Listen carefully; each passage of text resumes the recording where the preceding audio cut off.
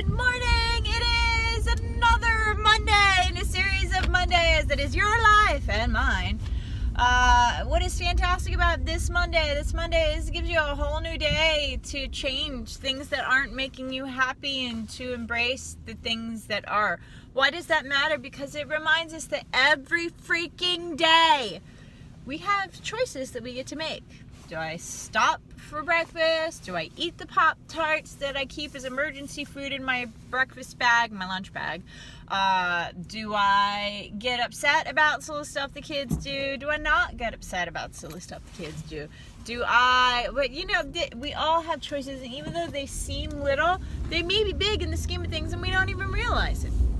So, embrace your choices today. Be the best person you can possibly be. And of course, go for the challenge this week.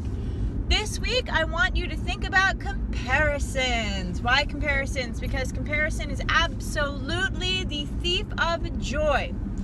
As a special needs parent, especially, if I compare my life to the lives of people with normal kids, I would be depressed.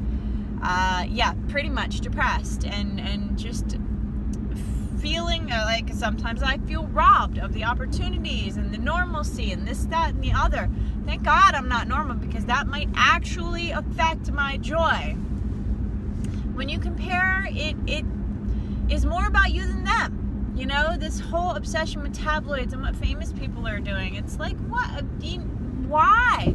Why do I care what someone famous is doing? I absolutely admire a whole lot of actors and actresses, but what they do with their life, they deserve the privacy, the relationships, the breakups, whatever it is.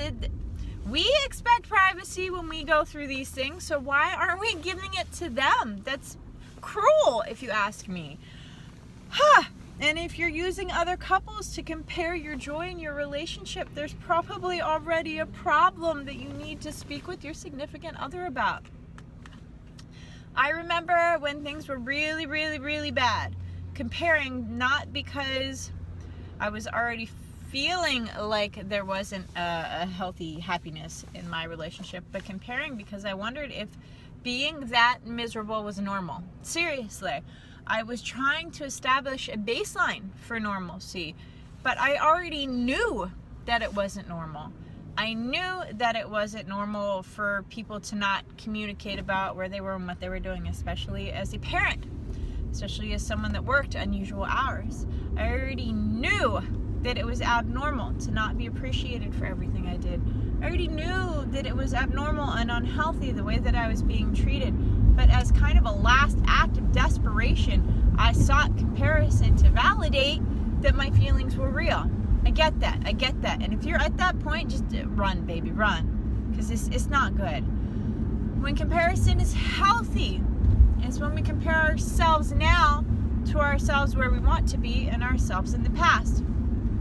For example, when I went to that Levels of Love class, I thought to myself at the end, he's like, do you have any questions? Do you have any comments? Do you have any feedback? And I thought to myself, I am so much happier and loving to myself and others now than I was when I was stuck in that miserable relationship. Legitimately. Like, that was like my whole moment. And I was like, wow, that's impressive. I am so proud of myself. I've come a long way to where I want to be. I got a long way to go. Sure, why not? But I'm really proud of myself for coming that far. So I invite you to compare your now self to who you want to be, especially when we're talking about renewing goals, making vision boards for the next year, and wrapping up the things that we were meant to do this year. And compare yourself now to the you in the past. How have you grown? How have you changed? How have you evolved? Do I really want breakfast? I kind of do. I think I'm going to go get breakfast. Compare and contrast you to you. Okay? Maybe you have a mentor that you would like to be like. Don't compare yourself to them. See those skills in yourself as something you're working towards now, and get to work. So if you want to be more sociable, make more dates with friends, join a dating website, volunteer. This is a wonderful season to meet new people while volunteering, and do amazing things in your community. Not necessarily to meet someone, although you probably might, meet a lot of people, but because it's a fantastic season to give of yourself towards others because of joy, not expecting anything in return. And that's the point. That's the point to life, people.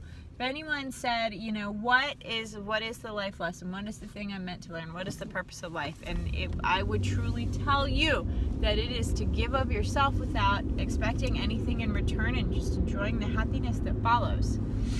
I mean, that's what raising kids is all about, legitimately, right?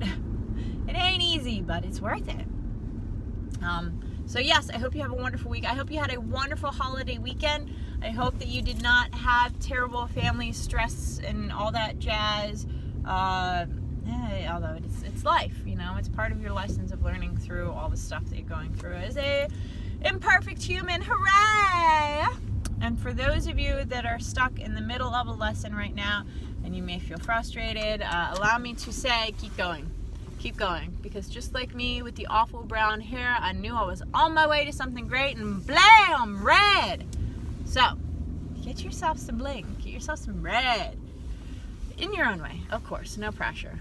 I love you guys. Have a great week. I'm gonna get some breakfast. Talk to you later. Bye.